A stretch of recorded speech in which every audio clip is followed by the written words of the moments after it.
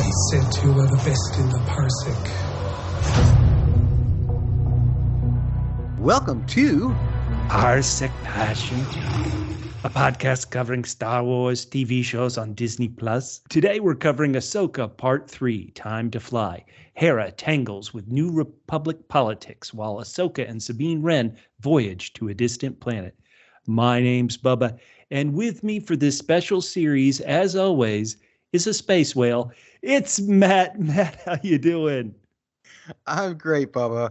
I may be a space whale, but at least I can identify when an item like a file has been deleted simply by looking at the email and seeing when it was dated and comparing it to what that file was supposed to be. Inside jokes will not get you far on this podcast, Matt. They work for Catfish. They'll work for me. Okay. Hey, guys, we're talking about Season 1, Episode 3 of Ahsoka. Yay. What do you think? We love to say, who cares what we think? We want to know what you think. And if you tell us how you think, let's see if you match up with our ratings. Matt, what is your rating out of 10 for Part 3, Time to Fly? The number was easy to come to. Oh, good. The alliteration, not so much, because I said it's going to be 8.7 out of 10. And then I thought it might be what I like to call triple T's.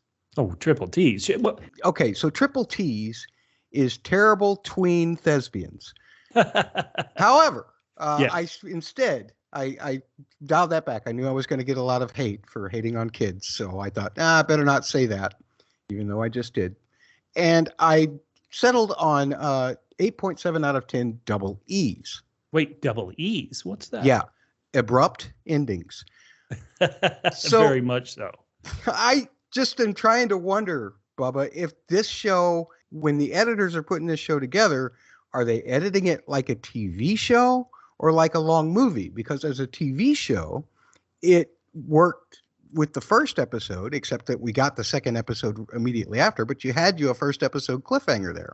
Right. Here, everything's just cut off. It's like, no, we can't put what we've all seen in trailers already, which is a big battle in the woods between two not so light Jedi and one Jedi and one, we don't know what to call her. I wasn't paying attention to it. And I was thinking, we might get some cool stuff and maybe get a cliffhanger.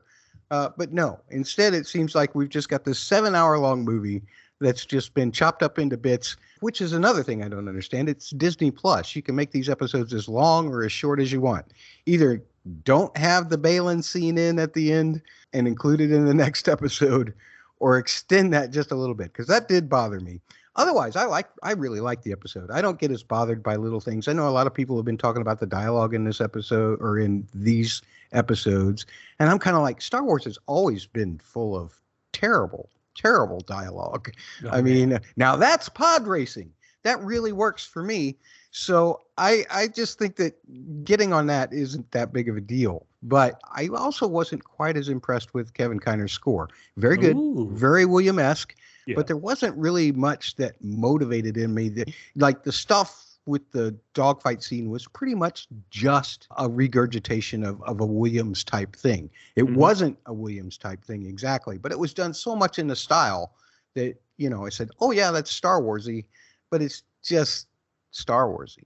What about you, Bubba? What did you think? When you say people are complaining about the dialogue, you can just go ahead and point right at me, Matt, because that's going to be the big thing that gives me a rating that I think a lot of people will be disappointed with. Once again, I'm only going to go 7 double P's out of 10. Oh, yeah. Wait a minute. The podcast, double P's? Yeah, well, double P's, especially in a Star Wars scenario, is prequel presentation. This is a show with a lot of presentation, like it's straight out of the Star Wars prequels. Mon Mothma, based on Andor. She is great in Mon Mothma, is my personal favorite character in Andor. I would be fine if the show was about her as opposed to Andor himself. I think she's put in dramatic situations. She has complex scenarios to deal with. Here, she's standing in a line of people dealing with what I would call a rather generic conflict in generic staging, and it's kind of a prequel level presentation. Mon Mothma is great. Let her be dynamic. Let the issue be dynamic rather than just this, you want help? Debate.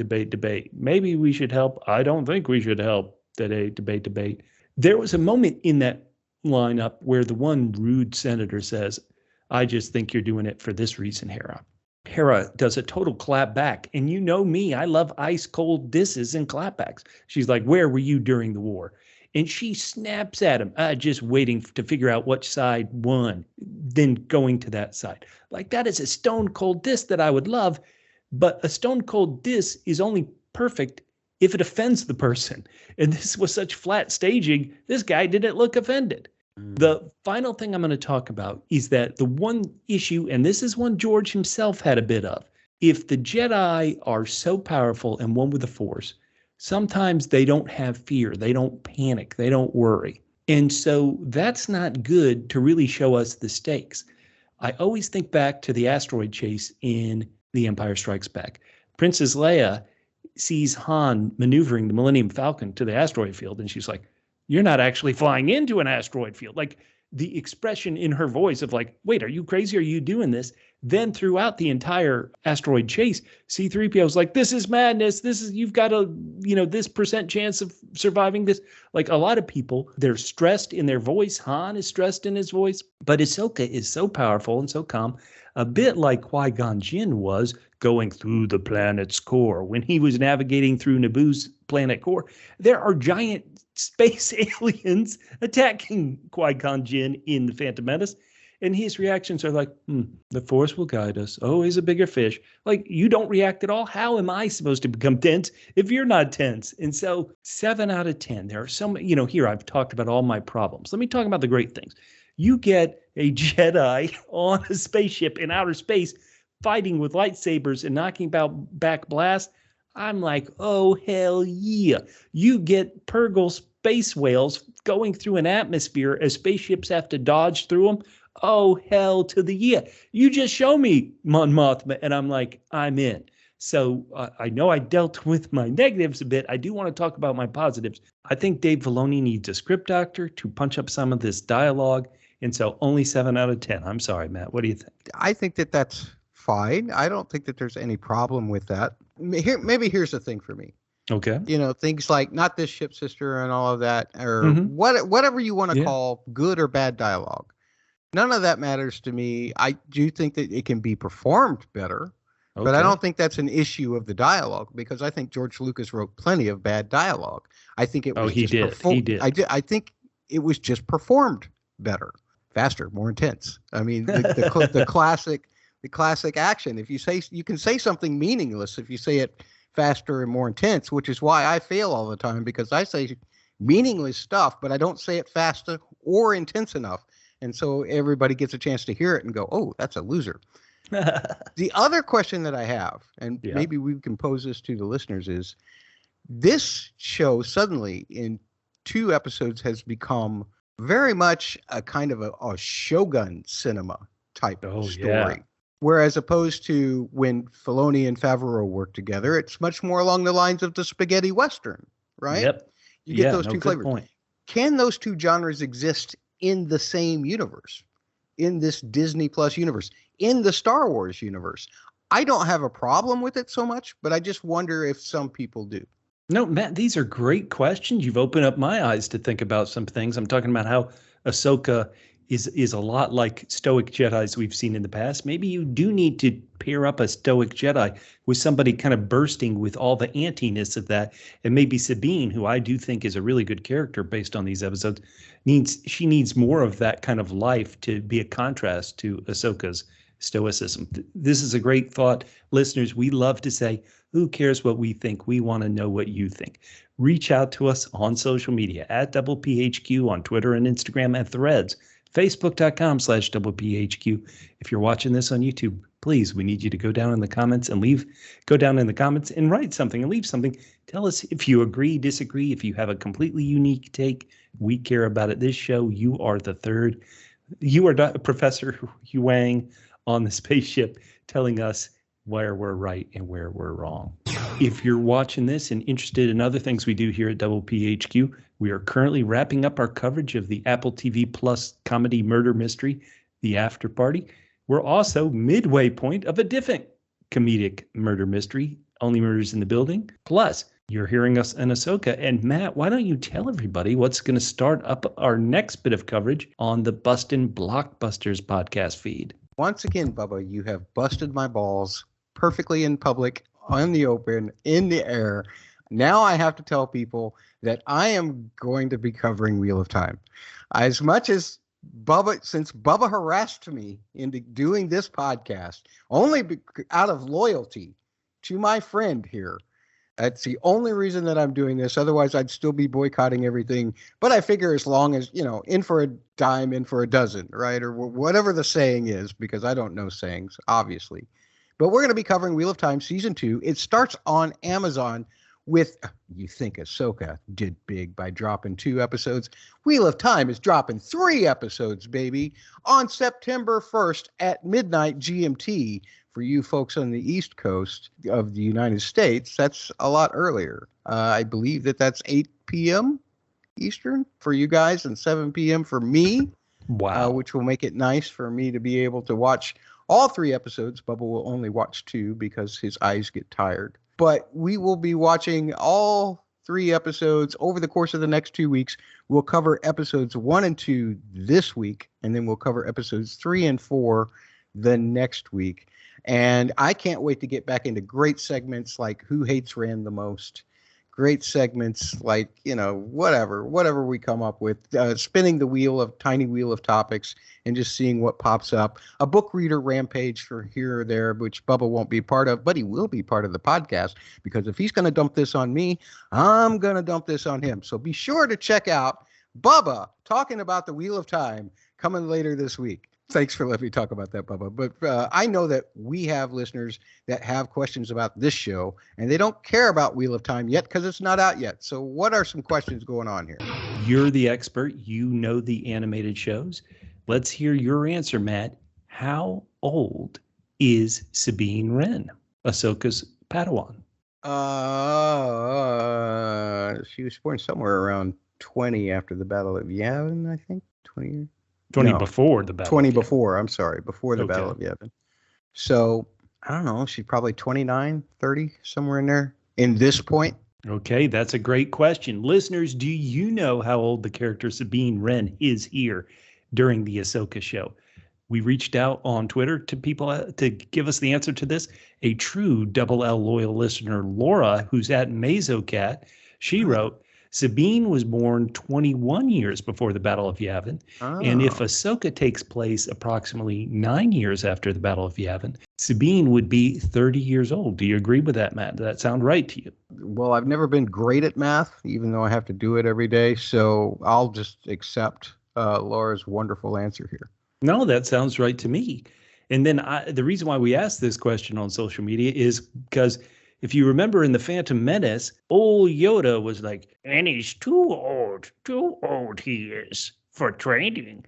Anakin was like 11 years old, right?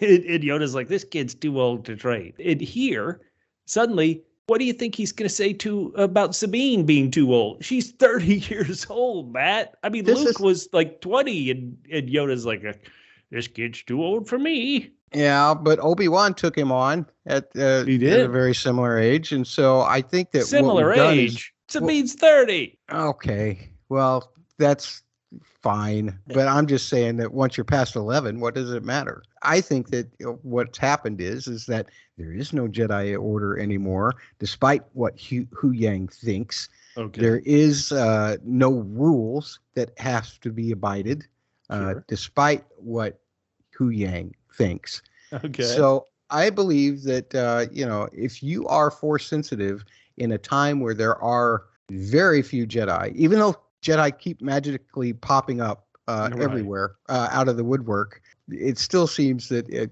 we got to throw probably age out of the window and start thinking about potential. Although Sabine's not really demonstrating that either. Matt. Well, I mean, just a number that's for what Sabine. Hu Yang says. That's true. Listeners, what do you think? Is Sabine too old to begin this training? Do you think Master Yoda would say, new tricks this old dog cannot learn? What do you think? Reach out to us at PHQ, facebook.com/PHQ, email hello@PPmedia.com. We want to hear from you. All right, Matt, let's get into it. And speaking of training, that's how this episode begins. Sabine is doing some real fun training with the character Hu Yang. And Hu Yang is speaking, I can only assume, some old language of the Jedi. I didn't recognize it at all. Maybe he's speaking Mandoa, the language of Mandalorians. But I thought it was a pretty fun scene. And Hu Yang, I talk about tough dialogue. Hu Yang gets all the good lines. Not bad, but not good. He is the king of neg. What did you think of this training scene, Matt? Those are very tried and true lines that only a droid would come up with. I think, once again, Bubba, what you're looking at is the performance of the wonderful David Tennant of those. Sure. Just that hint of sarcasm in there, or that straight delivery that tells you that the logic is just too much. I enjoyed it. I mean, I'm not saying that. I'm just saying that, I don't see this dialogue as being any worse than any of the others. But I think that poor Sabine, one of the things that I loved about that was the results. I loved him lighting up the little beams again and showing where she had struck, what angle she had struck at, and all of that. I didn't realize that his training was, or his, I guess, programming was that sophisticated. I thought that was really cool. That was something new that I had not seen. Loyal fans of Star Wars, please forgive me and correct me if this is a first for me, or if it's a first for you too. But I just loved that, and I loved the language, but it did give me very much Shogun cinema kind of vibes. Mm-hmm. The choreography, everything, and even the score, even Kiner's score in there was very, what are those called? Shoot, I can't remember. It starts with a K, but it's an instrument that is a very Eastern instrument. So I loved those, that implication. But it did make me wonder, the next time I hear Louis Goranson strum a guitar on Mando, am I going to be able to equate those as being part of the same two universes? Well, let me say, Matt, you're so in tune to the score. To me, I thought Who Knew Hu Yang was the advanced version of Beat Saber, the VR game. So that was incredible. Very good. Ahsoka comes in. She wants to get in on some of this training action. To me, once again, she's too stoic. She's too cold. She's almost too perfect. She's trying to train her Padawan. Follow my voice. Sense my intention. To me, once you've got that helmet on where you can't see anything, I was ready for Sabine to just take some wild baseball bat full, I'm going to hit home run swings and just hope she connects. I mean, come on, let's go. Yeah. I think that this is something that is very telling about the character by showing, or even just by listening to her speak. Okay. Obviously, this is a mirror, a direct mirror of the scene with Obi-Wan and Luke in A New Hope. Right. Mm-hmm. And whereas Obi-Wan used inflection and his encourage Luke, mm-hmm. Ahsoka is not really much better than Hu Yang, just, telling her like it is. So instead of, your eyes can deceive you, don't trust them, instead she just says, sense my intention. Yeah, pretty good. I talk about dialogue. I've been so tough. Let me say one line I really did like. This is Ahsoka talking to her Padawan. She says, anger and frustration are quick to give power, but they also unbalance you. So good. Yeah, that's a very Lucas-esque line, isn't it? Oh, yeah, man. But if I was in this helmet, I would just say to hell with it. I'd back myself up against a wall and start swinging. Yeah, come get me. Come get me, Ahsoka. To heck with you.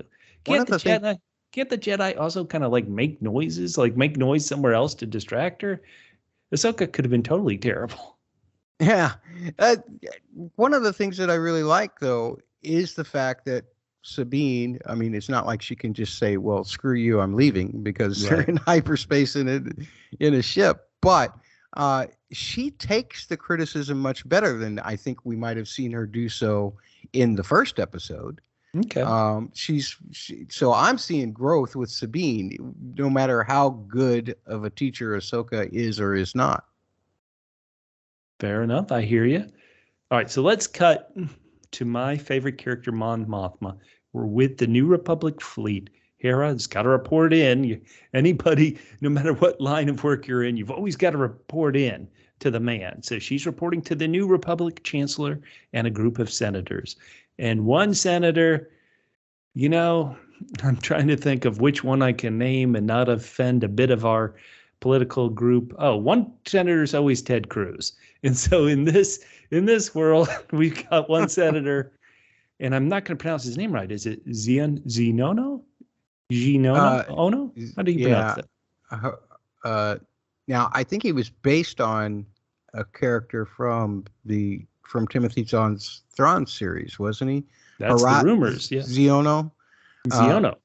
Yeah, so I think it's Xiono. I think it's the same spelling, and I don't know if that's the proper pronunciation or not either. But that guy, that whole group, come on, Bubba. I mean, I'm going to just flat out say it because, your downloads don't matter to me. And that is that whenever this group gets some bad news or gets something that they need to respond to, they simply just say fake news. And they move on. It's kind of like the same way a certain president at one time dismissed a whole press room with actual things that should have been concerning. Now, you and I, we were not alive after World War II or conscious after we are alive after World War II. But do you believe that people were so devastated by that war that they saw any threat as we don't want to fight? Because that's what they're presenting the New Republic is like we fought through the Clone Wars, we fought for the rebellion. Enough is enough. I want to stick my head in the sand and do nothing. Is that the way people would really be? What do you think? I think the better model for that, Bubba, is the era between World War I and World War II. Oh, that's pretty good. That's where everybody hesitated to do anything and what caused all of the mess of World War II in the first place. No, that's pretty good. Matt, very good. You're reminding me of our podcast on Babylon Berlin. Very, very good. Yeah. All right. Now, this evil senator, he's blaming Hera for trying to steal resources for a personal mission to find Ezra Bridger. Do you not, once again, it's tough to really find a true life correlation, but say that was Hera's motive. In a way, wouldn't that kind of be something you would do? You won the war, now you want to kind of celebrate the heroes. Even if he thinks Ezra Bridger is dead, wouldn't you want to get his bones and return them to his home planet? I don't know. I'm making stuff up, but what do you think? Yeah, here's one of the things where I almost, and send your hate mail to me on Twitter, not to the podcast, at Musical Concepts, but X or whatever it is. Anyway, send your hate to me because I'm going to say that some of those other senators, as they're looking around and they're saying, basically, we don't just serve the flights of the one to save someone, no matter how important they are. It's kind of like saying we don't respond to terrorists, right? It's in a way, even though we do, even in a way, I think that some of them once Xiono brings that up, they're seeing that, why should we fund this for something that might just be a personal favor for just one person? And I understand that they're wrong because Hera's trying to tell them, no, it's much bigger than that. But they're in denial about that part. So they start to see it. And I think that's probably what swung the off-camera vote, is the fact that Xiono brought that up, that it seemed way too personal and not enough for the good of the empire or the good of the rebellion. New Republic. I'll get it right one of these days, folks. I promise. Oh, it's okay. Now, Hera has this line. Once again, I would love this line if it seemingly had any effect. You just sat back and waited to see who came out on top. She is dissing a senator, and you would assume a very important senator, to his hologram face. Mm-hmm. And there's almost like no fallout out of this. Come on. Well, she didn't get what she wanted, so there's your fallout. The other thing is that I can imagine that if this were The Mandalorian, Catfish would have added this line to be one of the Mandalicious lines of the episode. That's a good point. Very good. Now, speaking of Catfish, our podcast host here on at Double PHQ, one thing he really hates is kids. Yeah. Especially when they act in shows. That's how I am like him, for sure. And you were doing it. So here we have Hera's kid, Jason, who is officially the next annoying kid in Star Wars. Jason, he hasn't done that much. He's not really that annoying. He wants to be a Jedi, and everybody who knows the animated shows knows that his father was a Jedi who did escape the initial slaughter in Order 66 and lived pretty long after that, but did finally get got by the Empire, or at least died trying to save other people from being gotten by the Empire. Yeah, so, namely saving Hera was really the thing that he had to force hold of an explosion back so that she could get away, and then it consumed him. And Grogu's got that skill. Grogu's done that twice in The Mandalorian, so he's pretty good at it. Knows how to do that. Grogu's much more powerful than Kanan ever was. As a huge fan of the animated show, were you excited to see this character, Jason, in live action?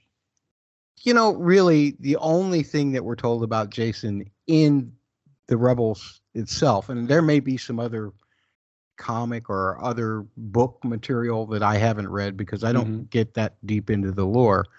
But the only time we ever really saw him was in the epilogue of Rebels, where we saw him pretty much at the same age as this guy, maybe a little bit younger, barely a little bit younger, just sitting next to Mom while they're flying a ship. So that was the only exposure, and his name was mentioned, and you knew that he was Kanan's son. That was the only thing, and it did make it kind of emotional. But for me, I didn't fist pump when I saw this kid. I loved how they've made his hair have that green in it, and now I'm starting to wonder about how xenobiology works in this universe, because it's like no skin color. The skin. He was Kanan Jarrus basically as a kid. It was good casting, except for he had green hair, and I just wondered, is that what he inherited from his mother? I don't get it. You know what? Let's move as quickly away from this as we can, so we don't get into alien sex talk here. But let's go to something that's maybe just as awkward as alien sex talk. It's somebody trying to tell you, use the Force and move this cup if you're not truly Force sensitive. And I understand why you have this scene. You set this up as Sabine really can't do something as simple as move a cup, a centimeter. And later on in this show, when she needs to call on the Force in some way, she is going to be able to do it. So I understand this is setting it up. But a little awkward this cup demonstration was until the very end. The only moment I really liked in it was when Sabine was very honest and she went, "You win this round, cup." So any thoughts on this scene of let's move the cup with the Force, Matt? Yeah, again, Ahsoka just doesn't seem to have the teaching talent that someone like an Obi-Wan or a Yoda has. And that's no fault of her own. Some people just aren't teachers. But yeah, it was kind of stiff and not very. I mean, it didn't make me believe in the Force anymore than I did already. So you Sith. Yeah, well, I am. I'm a Togruta. Okay, well, let's jump right to the action, which this rather short episode was almost all action at a certain point. We arrive at the Denab system. We're at this planet, which we know the bad guys are on. As soon as they arrive, their comms are jammed. Actually, even before they arrive, they're in hyperspace and their comms are jammed. It is a classic Star Wars dogfight.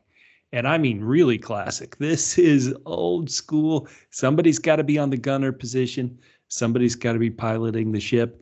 And it's a classic dogfight. For me, I thought this is all really good, except because, once again, almost none of the characters seem very tense. Not even the villains were like, oh, man, strong with the Force she is. This is tough.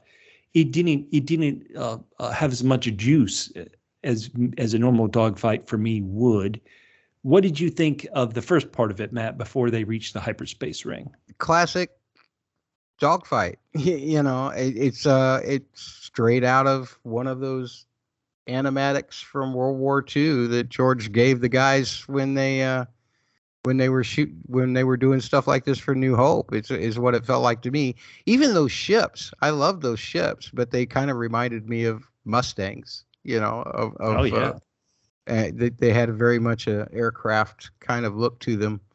And I still can't figure out how that T6 shuttle works. I mean, why it's more effective when the wings are up, right, or sideways. They just change whenever they want. That is a very odd question. I don't think there can be any logical reason for that. Maybe the cool. Bigger your ship is, we need some physics teachers. I could see how it would make you space. A smaller target. Right. If it was straight up and down, but there's several times where they go straight across with it. So it didn't seem to have any tactical sense to me. The other thing is that I just love seeing Shin looking badass. Oh man. It's one of those things that actually scares me a little bit because she's really good at just projecting, I guess, hatred. I guess that's the emotion that's being, because she just, and it doesn't matter who. I mean, she's got it for everybody. I don't think she's got it for Baylan. We've seen it for Baylan yet, but she definitely has it as much for Morgan Elsbeth as she does for Ahsoka and Sabine. Maybe even as much for Morok. Poor guy. Go get him. Well, he's like, what did I do? So, okay, we are in a classic dogfight. We do have what the Star Trek fans would call red shirts so that we can have Sabine taking out some suckers. But then we come up on the hyperspace ring and Morgan, this is kind of almost a fascinating focus of this TV show. Shin in Marek or Marok, however you say this character's name. I was calling him, putting a D in his name last week, but it's like Marok, whatever his name is. They're like the mini bosses. And Shin has force abilities, but Morgan is almost the big bad in this scene. She's on the hyperspace ring. She starts firing. And Ahsoka, who we really haven't talked about too much, she does have the great move of going outside the ship. I did love that. But Morgan, we got to give her credit. Morgan gets that ship. Morgan shoots it down. Gosh darn, let's go. She did manage to do the damage. I also liked the communication that was starting to develop between Sabine and Ahsoka during that dogfight leading up to that point. Yeah. Yes, it was teamwork. And it was only because, and you've seen this in all kinds of master Padawan relationships, whether you've seen the animated series or not. Usually it's the master gives the order, the Padawan follows the order. And I liked Ahsoka being receptive and even positive about what Sabine was suggesting. I thought that was great. No, that's a good point. I want to jump in and say, I believe it was Ahsoka who said, Sabine, what do you need me to do for you to succeed? Like, you never heard that from Obi-Wan to Anakin. Exactly. And then you have Morgan, who actually, just out of sheer, volume, manages to hit Ahsoka and does not get any kind of support from Shin. Good try. Good try. So I love that. But she did do enough damage to where they had to do it. The whole point is that here you have Ahsoka and Sabine working as a team. And if it hadn't been for that idiot Hu Yang just getting a fetish on about a scan, oh, come on, then they wouldn't have needed to even get that close. But instead he said, no, not. And of course he ended up getting shorted out. I guess he went over, his fuse blew. Because of the scan ultimately when they got shot. Yeah, not good, Hu Yang. Stay up. Back up power, buddy. Back up. Yeah. I mean, I'm tough on the dialogue, but once again, let me give some fairness when it's due. I did laugh out loud when Ahsoka is outside on the ship with, I guess a magnet boots keeping her on the ship, trying to do everything she can, saying, hey, Sabine, did you fix the ship yet? How about I am in trouble? Once again, show some emotions, show some heightened emotions, Jedi. But I laughed when Ahsoka said that. Pretty good. Yeah. Pretty good. Well, she had been trying to teach Sabine a lesson that if you let your emotions get to you, it'll trip you up. Oh, boy. So maybe she's overplaying it, her calmness just a little bit. Maybe. But nonetheless, yeah, I thought that was super cool. Now, how many suits for Togruta do you think a suit maker makes?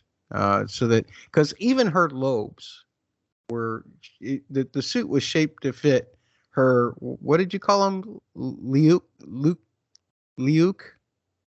That are on a Well, I'm pretty Twi'lek? sure that on a Twi'lek or a Twi'lek, it's a Leku.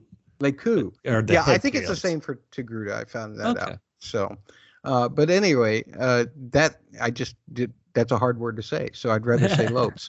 But Sure. I loved how the suit even fit those. It looks so perfect. You know, it wasn't. She didn't have some kind of helmet on that it was all stuffed in.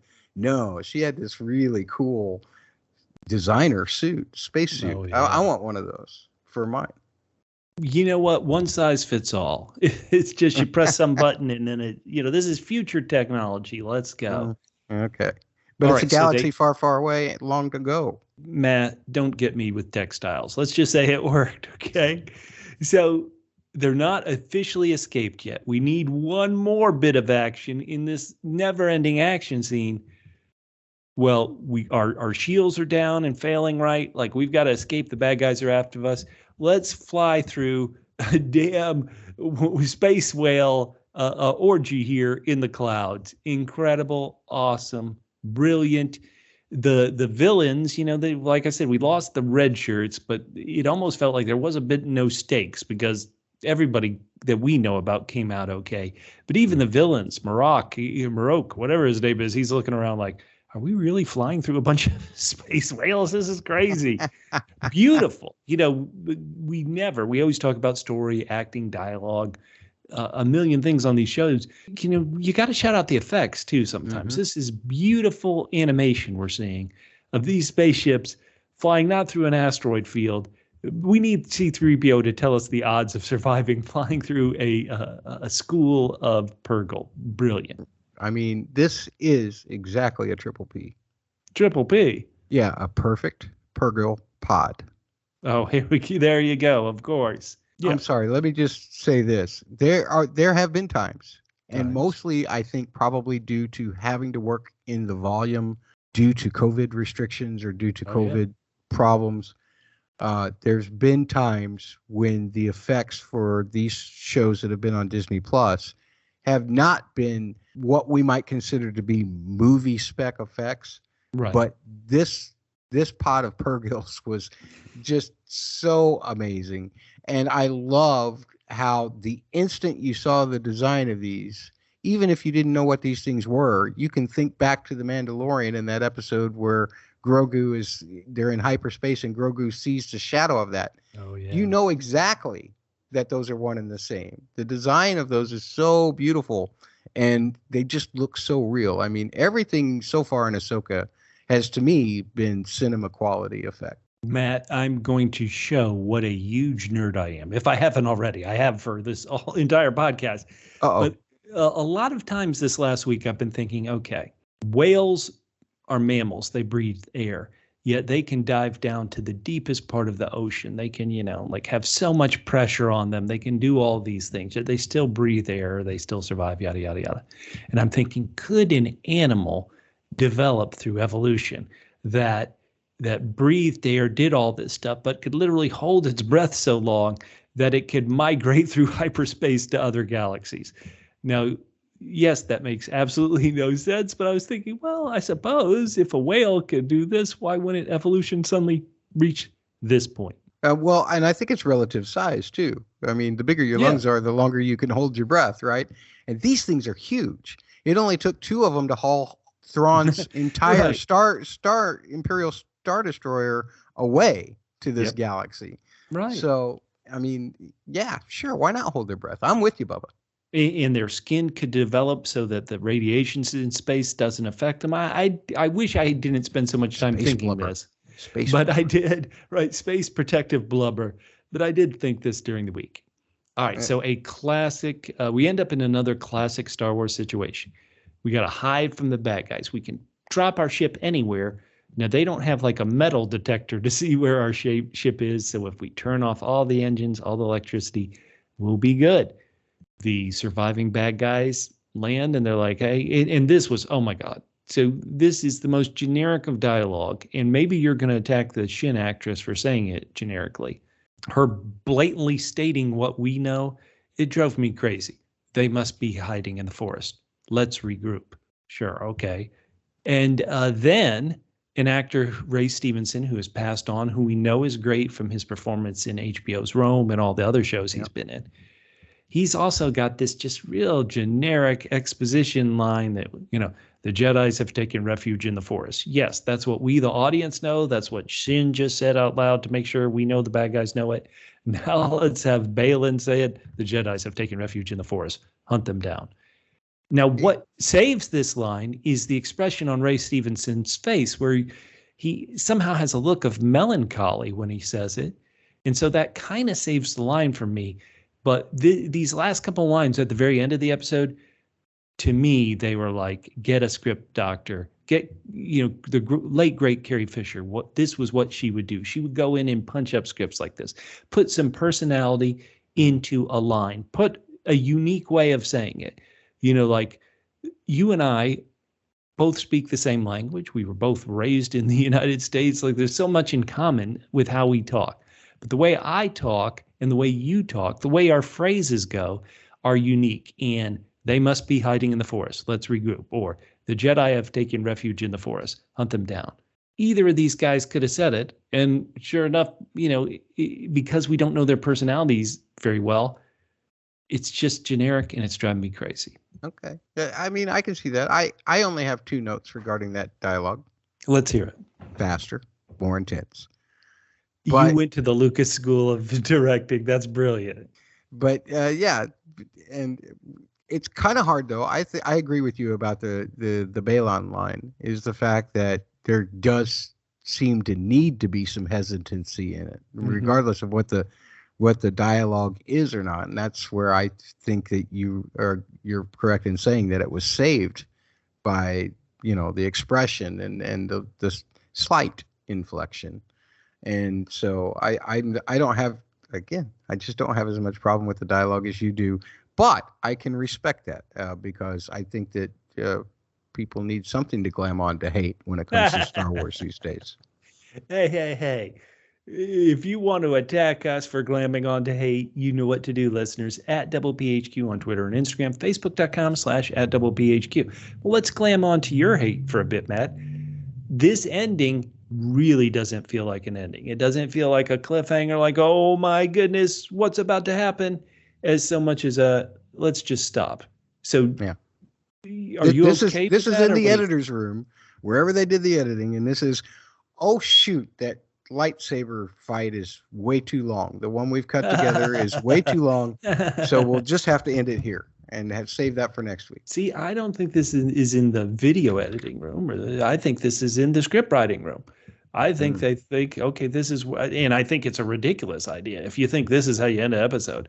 But I did think that was tough. Once again, listeners, if you agree or disagree, @PHQ on Twitter, Instagram, and Threads, Facebook.com/PHQ, YouTube. If you've made it this long on YouTube, go down and say, hey, I've made it this long in the YouTube comments. And be sure to like and subscribe and do all of those other things. Hit that notification bell, yo. Isn't that what the kids say? They probably do, but I probably shouldn't, but they probably do. Dave Filoni would have them say it real generic. And click on the notification bell. There is a notification bell. You can wipe your mouse over it and touch it. Hey, let's play the game that is sweeping the Ahsoka fandom. Jedi or not a Jedi. That's where war criminal. That's where we talk about a character in the show, an object in the show, an idea in the show. Is that thing a Jedi, not a Jedi, or a war criminal? You'll see how we play it coming along with us, and you give us your votes. Let's start off with one that is maybe a bit tricky and maybe a bit obvious, but we have Senator Xiono who is very much knows what Hera wants to do and is ready to not support it in any way. Did he know that through the Force or not through the Force? Is Senator Xiono a Jedi or not a Jedi? What do you think, Matt? Well, first of all, I just want to apologize to the audience last week because I thought that the game was Jedi or not Jedi or war criminal. And now I've come to realize that we're supposed to do this the way Bubba and Catfish would do it, where one person argues one side and one person argues the other side. There are no rules. In case it's ridiculous, and gets it just as ridiculous. Here's what I'm going to say. Senator Xiono is definitely a Jedi. Well, he sat out wars because a Jedi only uses a Jedi only uses the Force for knowledge and defense, never for attack. And so he sat those wars out, makes him a Jedi. Senator Xiono, what say you, Bubba? I think, Matt, you are absolutely right. Just like Obi-Wan Kenobi and Yoda, he sat out the war. Yoda went to Dagobah. Obi-Wan Kenobi hung out on Tatooine. Senator Xiono, he sat out the war, which proves he's a Jedi. Yay! The Jedi we've been looking for. Absolutely. Yes, we agree. What about this one, Bubba? What if we were to take the Triple T? I mean Hera's child, Jason. Yeah. And we were to ask. We know his father's a Jedi. Yep. We know that he's excited that Auntie Sabine is getting trained as a Jedi, and that he wants to be a Jedi. Yes. But is he a Jedi yet, Bubba? No, not at all. Jason is an anti-Jedi. He is not even a Sith. He's not even a gray Jedi. He's a non-Force ability user. He ran up to his mom, and he didn't use the Force to see that she was in a bad mood. He didn't care about that. He cared about himself. Selfishness is not part of a Jedi. Jason, you're not a Jedi. Wow. I'm going to have to disagree with you, though, because I'm going to say that if there's one person in this whole show that is of the proper age to be trained as a Jedi, it is Jason. And so I believe that his training has already begun. I believe that he wants to achieve it. But I think that he's already started. He's probably got some of Daddy's ability, some of Daddy's midi-chlorians floating around in his bloodstream. And I bet he's already doing things with Chopper that they're going to find in that ship in a few months and go, what the heck did you do, Jason? What have you been doing with Chopper is certainly something that mothers say to a lot of preteens. Okay, hey, let's go to these Purgle space whales. They have interstellar capabilities. That certainly seems like something that would be connected to the Force. What says you, Matt Murdock? Purgle space whales, Jedi, not a Jedi. Not a Jedi. And here's why. Jedis don't just go darting around wherever they want, taking whatever they want to wherever they want. Okay. Jedis have to be responsible.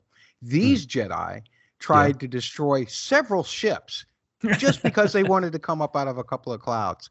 It's reckless. There's no way they could be Jedi. What say you, Bubba?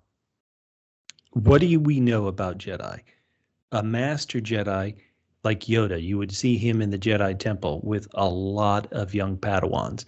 To me, this was one Purgle with a bunch of Padawans in the clouds teaching them all how to fly. That says Jedi. That says they must be using the Force somehow. The Purgle, the ultimate Force user. That's what I say. Jedi Purgle. Right, Matt? We'll let the people decide on that one for sure. I wanted to throw another one into the mix, Bubba. All right, let's hear it. Because I wanted to talk about Chancellor Mon Mothma. Ooh, and I want to make character. the case that she is definitely a Jedi. Simply because look at all of the things that she has to remain calm through. Okay. All of these New Republic fallacies, insurrections where people shout for the Empire coming up everywhere. Oh, yeah. And then she's had a life where she had to suffer a husband like Perrin and a daughter like Lita in Andor. There's no way this woman's not a Jedi, or she would have exploded by now. She may be Force sensitive, but maybe she's with the Sith.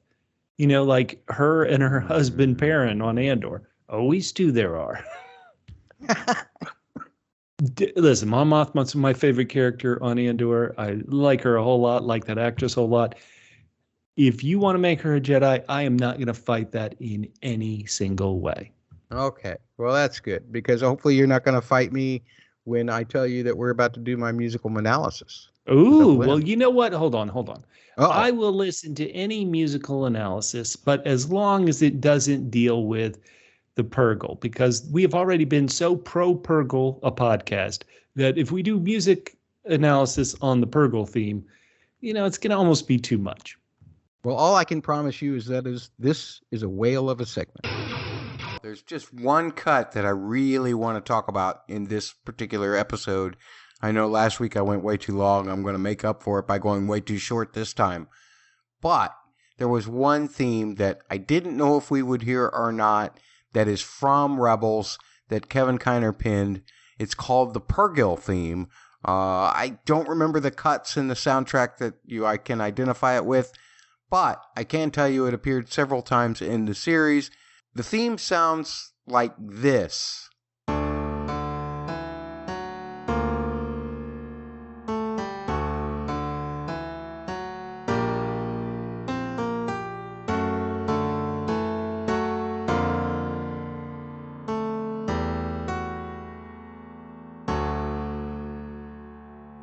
And we, of course, heard that when Ahsoka identified that there was something on their tracker, and then they had to fly through them, the Purgle.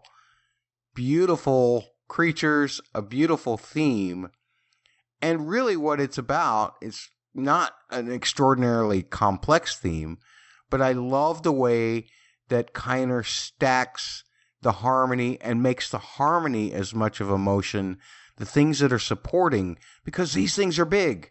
And so, therefore, the movement that happens down low is just as important as the melody. And what the harmony does is it goes between a major 1 chord and then either the flat 6 chord or the minor 4 chord. Now, I know that's a lot of numbers, don't worry about it, but the other chord sounds like this. Now, that's technically the flat 6 chord. The minor 4 chord has 1 note change. So instead of going like we just did, we go from, again, the home chord to this chord. And what that does is it allows the same kind of motion, but it creates a slightly different color that makes everything feel fluid, like it's going somewhere, like whales in the ocean, or like Purgle in space. Then what Kiner does is he actually changes what the bottom note of the chord is. He's still using the same notes of the chords, but he's changing it. Instead of being in the home position for the 1 chord, he moves it to where it's based on one of the harmonies instead of what we call the root or the home, like this. And then he's using the 2nd chord in a similar inversion. That's what we call that when we stack different notes other than the bass note or the root on the bottom of the chord. And this is a 2nd inversion chord of that flat 6. A lot of numbers, I know. Here's the chord. And what that does is while the melody is playing above, the bass has something too. And that helps represent the bigness, the hugeness of these creatures. But the way that he wraps the theme up, and I'm not exactly sure that we heard it in this episode, but in prior episodes of Rebels, it would wrap up with a really interesting chord that sets up going back home like this. Now, those are actually all notes of the 5 chord. And we've talked about this before. The dominant is what generally sets you up to go home. But one of the things that's interesting here is that he actually places a note from the home chord before we get to home. So it gives it even more of a feeling that it is inevitable that we get home, because it's almost like part of that home chord is getting there before us. by adding this note, before we get home, we end up with this. And that doesn't make us want to get home. That tells us that no matter whether we want to or not, we are getting home. Matt, you always love on your musical analysis sections to say that, it's a lot of math. And what I love about that is you're always honest. A lot of numbers, not a lot of math, just a lot of identifying numbers. It's kind of like putting serial numbers on a droid. Let me say, I love because you're always honest. When you're like, that's a lot of numbers. You're correct. That is a lot of numbers. So did you want to go any further on any of your problems with the score in this episode, Matt, which didn't grab you? You already talked a bit about the score during the dogfight, but any other issues that you thought, made you raise an eyebrow? I'm still getting used to, and I know it seems like I just came to this assumption this week, but all throughout all three episodes, there's been a lot of heavy emphasis on, it almost feels like a duality of scores, because you have like the way Ahsoka opens, or some of these scenes with her and Sabine that seem like they're part of a totally separate score. And then you get these Williams-esque things when there's big battles or what have you. And I think that all of it is brilliant. I'm just still trying to figure out how to marry the two of them into my brain as a musician, as somebody who likes music. I'm trying to marry them together as having some kind of continuity, because I'm really not finding it, which was a big problem that I kind of had with Ludwig's score. It's like there were big Star Wars-y music kind of moments, and then there was kind of like what Ludwig wants to do. And I don't think that that's the case for Kevin. I think that Mr. Kiner actually does very well staying in the genre most of the time. I'm wondering if this is a note that came from above, which, that happens. Composers have to answer to the showrunners.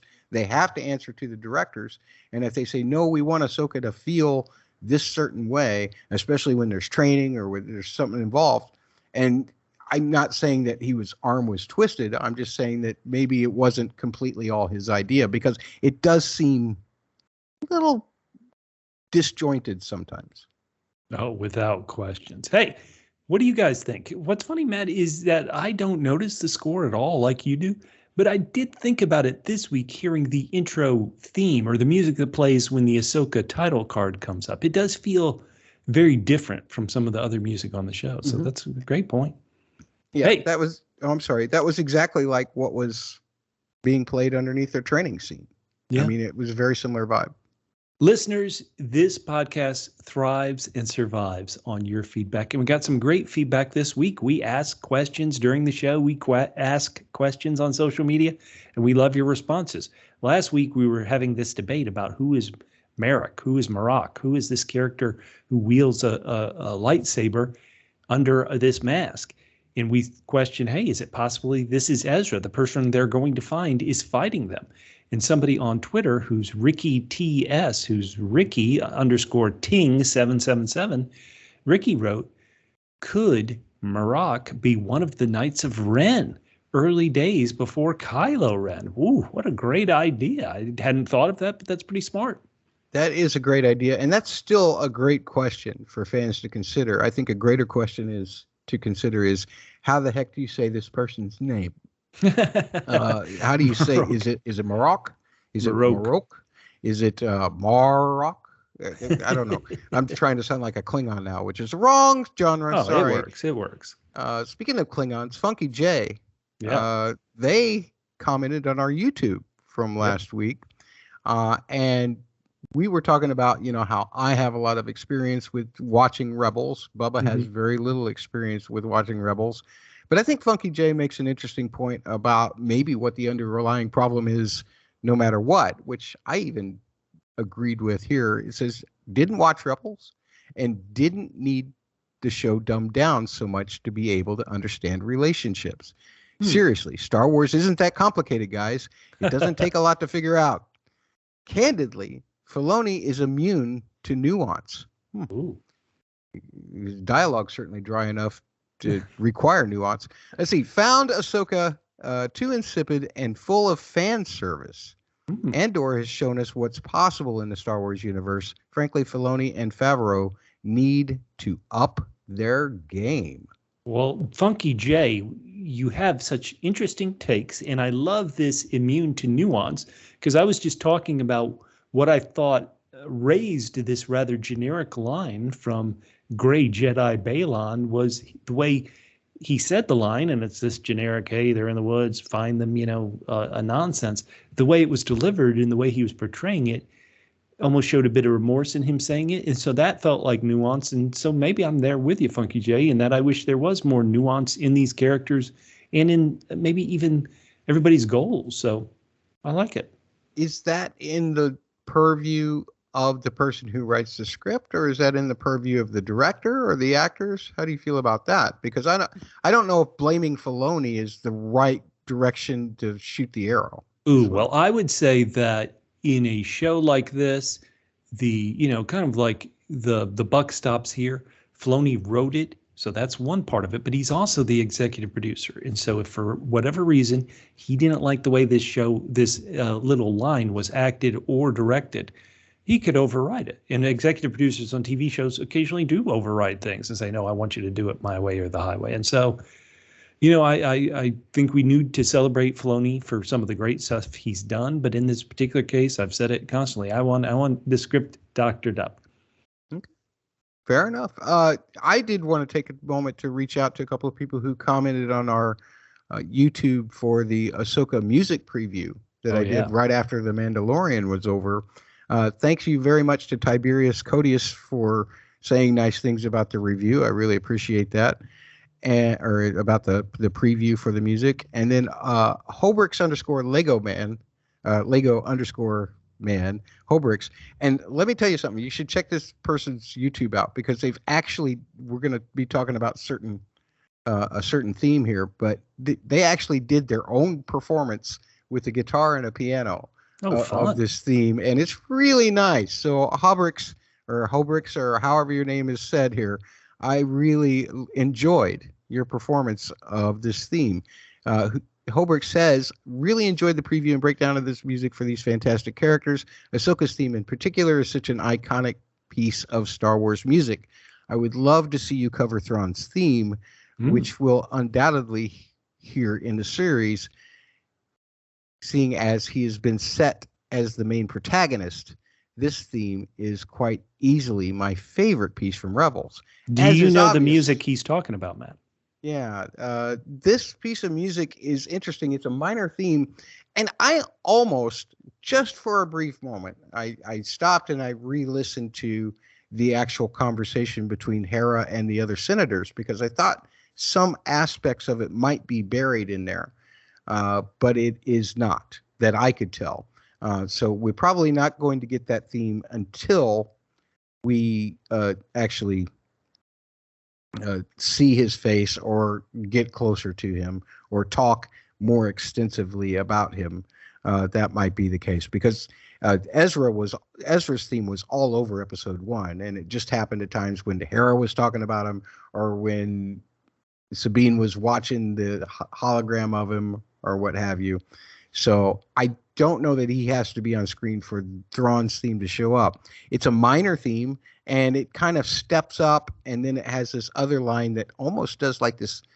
If I could define it as a shape, I like to talk a lot about melodic shape. It's almost kind of a little. It's almost kind of a little square. So there's your geometry. Lots of flat 6s and flat 5s in there. So there you go. There's your math. I'm sorry. There's more great feedback. Come on, Bubba, tell us what happened. Our good friend and occasional podcast host herself, Holly at Hunt Pants on Twitter. She wrote, Chopper is not a war criminal. Chopper is a wartime hero, Matt. Oh, okay. Holly continues, and she wrote, I, like Bubba, had not seen either of the animated series until this year. I finished both, and I think Rebels especially is really excellent Star Wars content.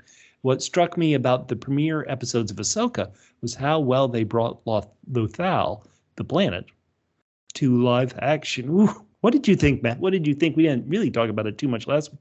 Did you think that planet Lothal really looked like the animated version? I loved how you saw the difference between Because in the series, for a lot of time, Lothal is under siege, and it looks dirty and everything. But in the epilogue, once it's been liberated and all this other stuff has been happening, that's much closer to our time.